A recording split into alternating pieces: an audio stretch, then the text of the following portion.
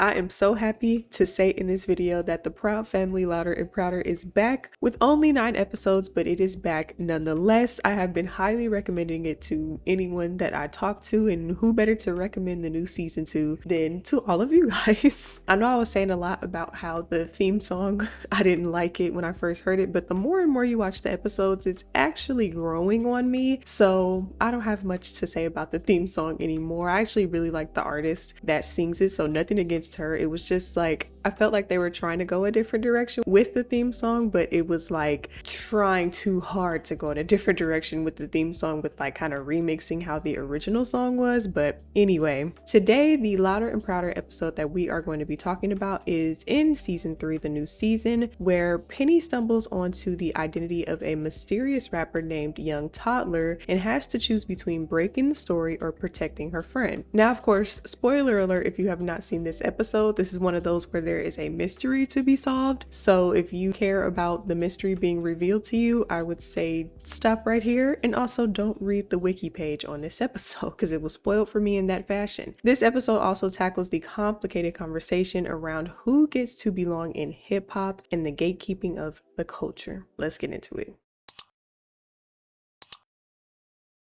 What's good, guys? It's Alissa. If you're new here, hello. First things first, of course, y'all know I gotta get the formalities out the way. You can follow me on TikTok, Instagram, Blue Sky. All that information is in my description box down below. I have been very active on TikTok as of late. If you are watching Love Island, we will be streaming the reunion over there on TikTok. So if you want to watch party with me, follow me on TikTok. I also want to start talking about Proud Family more over there, so be sure to follow me again. I also have a Sims channel where I have started a Love Island series over there, so if you are interested in that, go ahead and check out my Sims channel. I also have a second channel that I want to start posting more on, and also more lifestyle stuff, which I don't post on there often, but if you want to see the once in a blue moon time that I do post on there, make sure you subscribe over there. I also started the podcast, which I stopped a little bit, but we will be back. I told you guys I'm going through a moving process, so there's a lot of moving parts happening in this month for me. But of course, I want to thank my patrons over on Patreon for supporting me in so many ways. You guys get early access to not only this video, but future videos down the line. Unfortunately, I wasn't able to get the 𝙈𝙪𝙨 video out this month, but it will be out first things first in September. I got y'all. Anyway, let's get into it. So in this episode, we are introduced again to Talia, who is the owner or head writer of something. I think she's kind of like an Anna Wintour of Vogue, of Teen Rogue.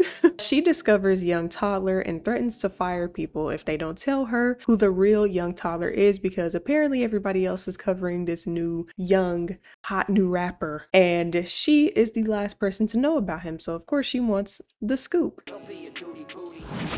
At this very moment, Young Toddler is the hottest thing in rap. Why have I never heard of him? Oh, I've heard of him, Talia. Did I ask about you? You're fired.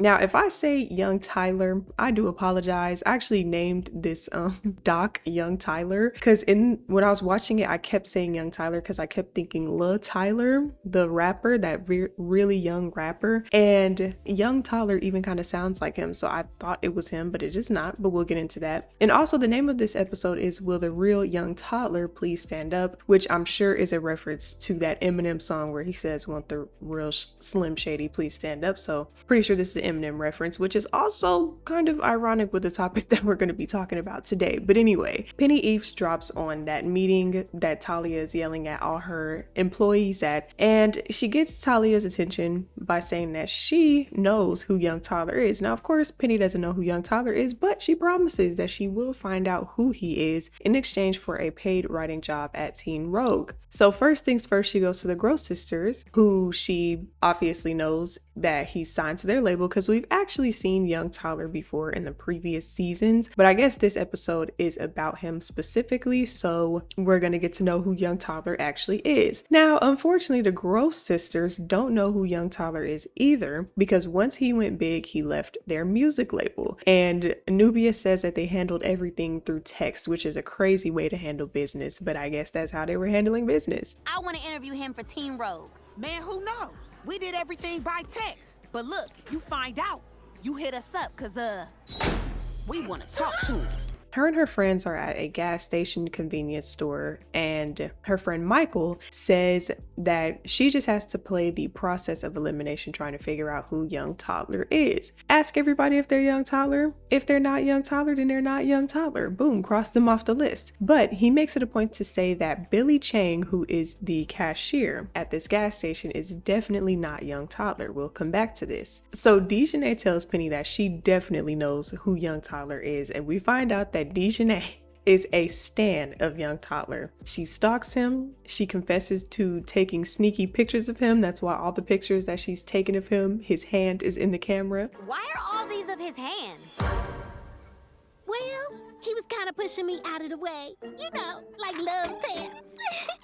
And in her scrapbook, in those pictures, Penny discovers that Young Toddler has a tattoo of a pacifier on his hand, which is interesting with the information that we're going to find out later. But Penny tries to find as many sources as she can to find out who gave Young Toddler this very specific pacifier tattoo on the palm of his hand. Unfortunately, none of her sources can track down who they gave this tattoo to, so they go to Igloo, who is, I think, the Proud's like private investigator. He's like an under the table private investigator, lawyer, very shady individual.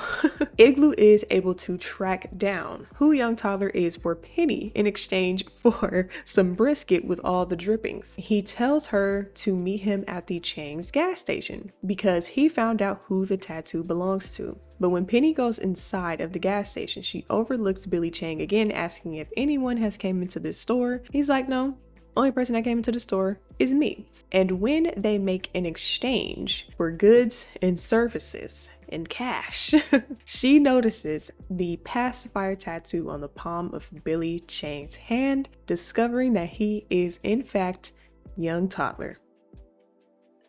Now, if you don't know who Billy Chang is, he is one of the triplets from the Chang triplets. I believe they are Chinese triplets in the show. So they are very prominent figures in this show. So I do like the fact that they added an extra layer to his character with having him be Young Toddler and be this rapper. But anyway, Penny tries to interview him, of course, for Teen Rogue so she can get this job, but he immediately shuts that down and tells her to put the tape recorder down. There will be no interview because he's trying to keep this a secret from his family, or so Penny thinks. But really, the main reason why he wants to keep the fact that he is Young Toddler a secret is because no one is checking for an Asian rapper. What's the real reason? The mystery? The freedom? Stage fright? Some of all that, yeah. But the real is nobody's checking for an Asian rapper. So Penny, of course, is like, that is ridiculous. And she laughs this off and she just claims that it's just a few haters. But he takes her back to the time that he decided to perform at the school talent show. Not only was he booed off the stage, but they humiliated him for just following his dreams when he tried to. So he created this fake persona as Young Toddler, to hide his actual identity. Again, Penny still finds this absolutely ridiculous and thinks that this is a one-off situation, but he also says, I mean, this whole time that you've been looking for Young Toddler, Michael says that it couldn't be me, and then you just came into the gas station looking for Young Toddler, and you completely looked over me as well. So he did have a point there. And also the fact that he has a pacifier tattoo on his hand. Now, I don't know if it's real or if it's a very good temporary tattoo, but I don't know who the hell gave a middle schooler that goes to Willie T, what is the name of their school? Willie T something, middle school, a tattoo. That's absolutely insane. But when he asks her to name one Asian rapper, she says the Wu-Tang Clan, and that actually pisses him off more than anything because of course those are not Asian rappers, those are prominent New York black rappers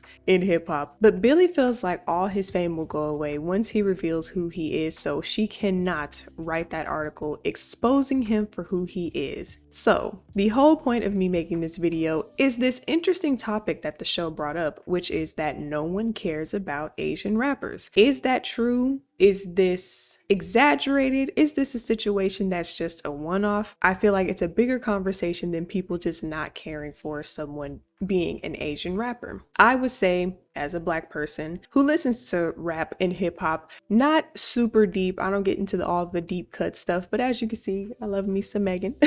But I mostly listen to women rappers. I mostly listen to stuff that just gets me going. But I would say that non-Black rappers, I would say, are seen as controversial because rap, like many genres, rap and hip hop, are inherently Black genres. They were invented and created by Black people. And if we know the history of any of these genres, any Black prominent figure that created these genres and were prominent figures at the start were overshadowed by a white person who co-opted the genre and skyrocketed it to popularity, but also erasing the originators of that. I think about like a Chuck Berry versus an Elvis, or just prominent figures, especially this whole conversation that we've been having about country music since Beyonce released Cowboy Carter and all of that. A lot of people are very upset at Beyonce for, you know, making an album, winning album of the year for an album that people do not deem as country, except the fact that country is originally a Black genre. So anytime that Black people try to get in these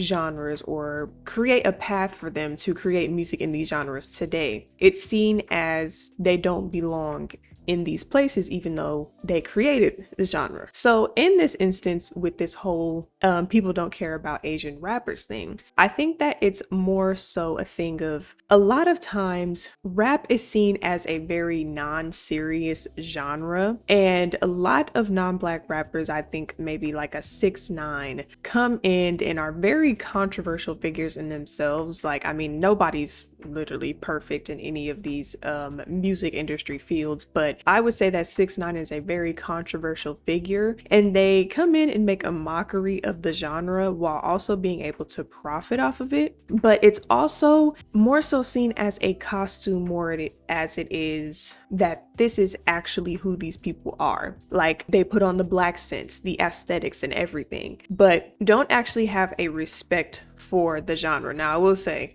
I mean, I gotta snitch on myself. Anytime that one song with Nicki Minaj will come on the radio, not the Trolls one, but the other one, I would be tapping my foot a little bit. But not to say that I like the song, I just like Nicki's parts. But I was saying pretty much that anytime that rappers become popular, especially when their audience shifts to a non-Black audience, and then that rapper starts to do something outside of rap, they start saying like, oh, they're not just a rapper, they're an artist. And it's like, that's racist. Like, you can't say that. For example, Tyler the Creator, great artist, great rapper, controversial figure in hip hop. However, he has recently gone into the lane of acting, as he said in his album Chromacopia. So he's going to be in Marty Supreme, which is a Josh Safdie film. And someone made a tweet saying, Tyler using his full name for acting, yay. I don't like when musicians bring their artistic names to acting jobs. Please be serious in a serious space. And they got jumped. Of course, this is on Twitter. So it's like, what are you trying to say? Tyler the Creator is a serious artist who makes music, a serious rapper who makes serious rap music. Rap music will always be serious. Hip hop will always be serious in a serious space. You just don't see it as that. Whether this person intended to word this way or say it in this way or not, it's the impact of it, right? It's like, I think that that's kind of a thing of, if someone coins a name,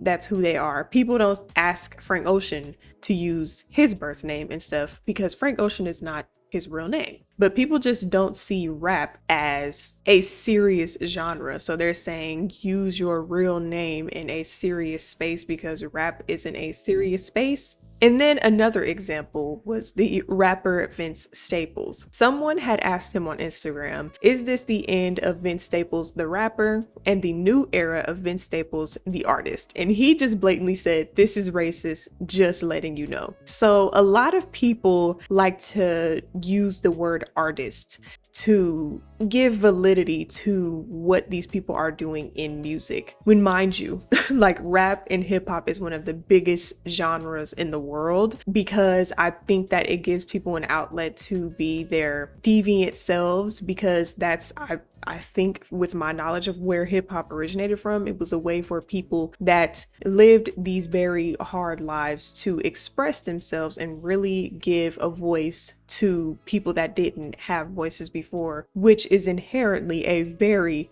serious thing to do. So I would say that even the origins of hip hop is very serious. So differentiating someone between a rapper and an artist is racist. And I don't think that people realize that they do that because they don't see rap as a serious genre. Another great example is Post Malone. I feel like in an instance of someone like Post Malone, where he started out as a rapper. Now, White Iverson will always be a smash hit.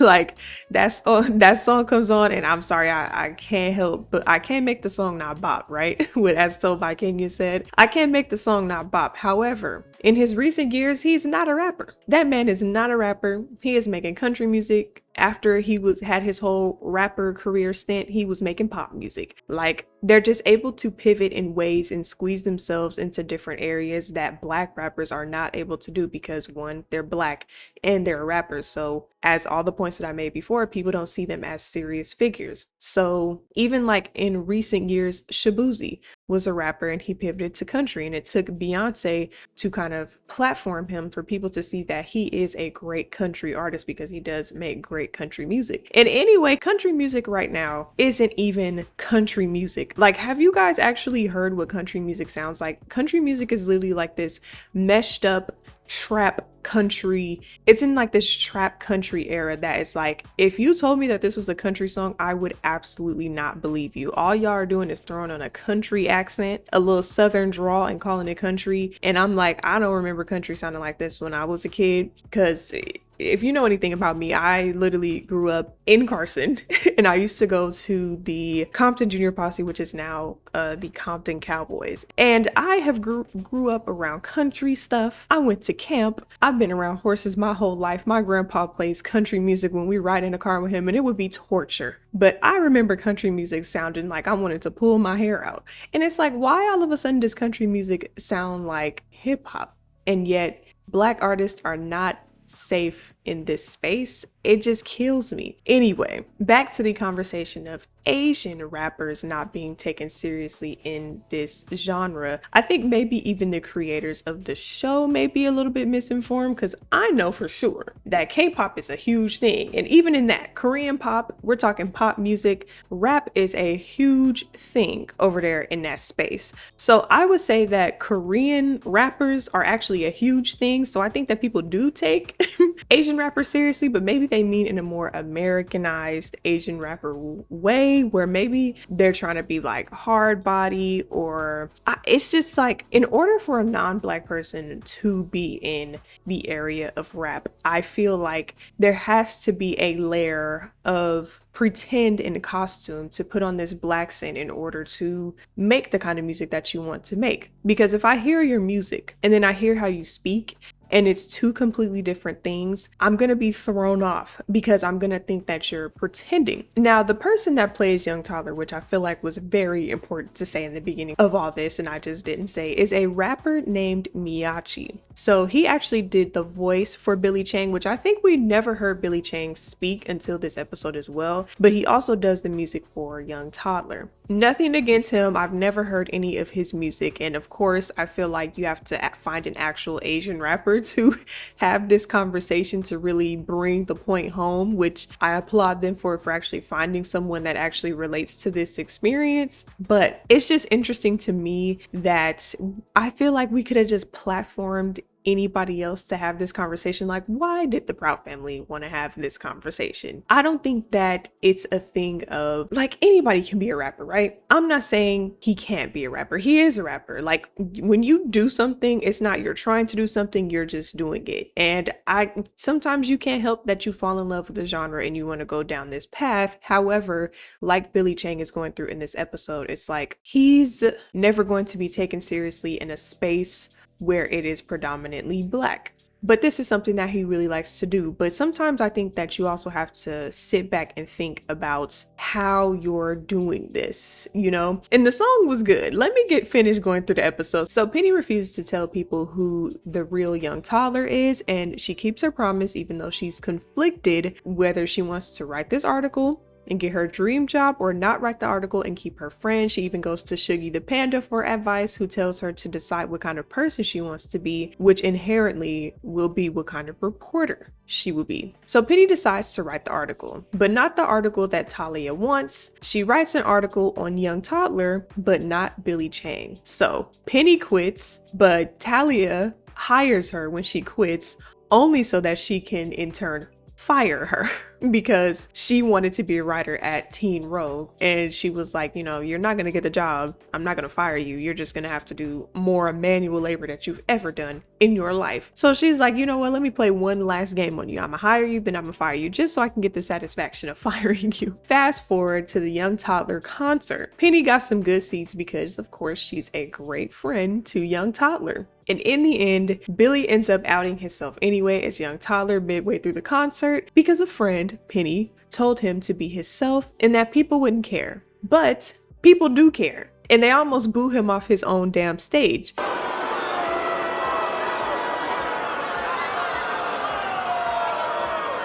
yo, DJ Blaze, drop that beat. So I think that goes back to the point where it's like, yes, you could be the biggest artist and hide your identity and all this, but yes, to the point that he made, when people find out that you are an Asian rapper, similar to what happened at the talent show, there is going to be some pushback, because I think that in a lot of things that people don't understand, they just make fun of, or they just have a visceral negative reaction to. So the whole crowd basically boos him. 𝙈𝙨𝙚𝙙𝙧 gets a good laugh out of this because Penny got fired essentially for nothing. And Michael said it was funny. It was kind of funny because it was like, Billy, like, if you was just gonna out yourself on your own terms that you're Young Toddler, why would you let me get fired? But Billy, aka Young Toddler, performs his hottest song to the crowd, which I think is called Duty Booty. Oh, they ain't coming with the team. Duty booty. Oh, they don't mess with baby B. Duty booty. Y'all, I'm not gonna lie, this song was so freaking good. I wanted to be a freaking duty booty.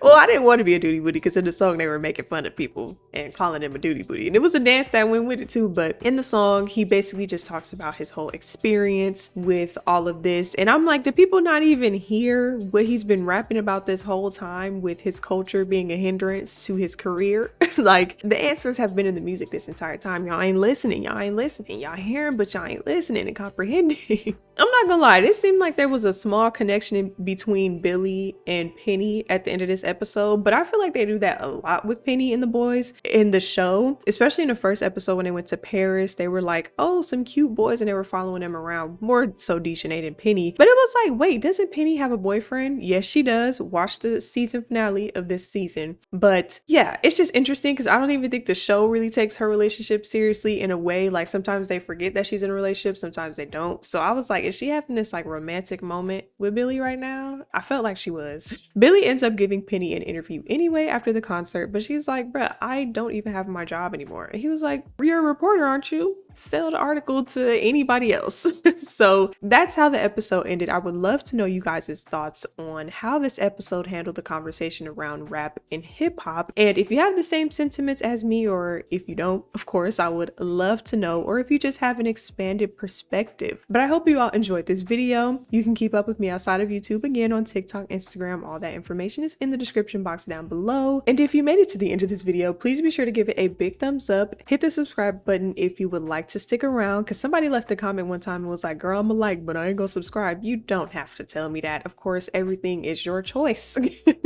Like the video if you enjoyed the video, subscribe if you would like to stick around, and hit the notification bell to stay up to date with posts and uploads from me. But for now, I hope you guys have a great rest of your week, and I will see you guys in my next video. Peace.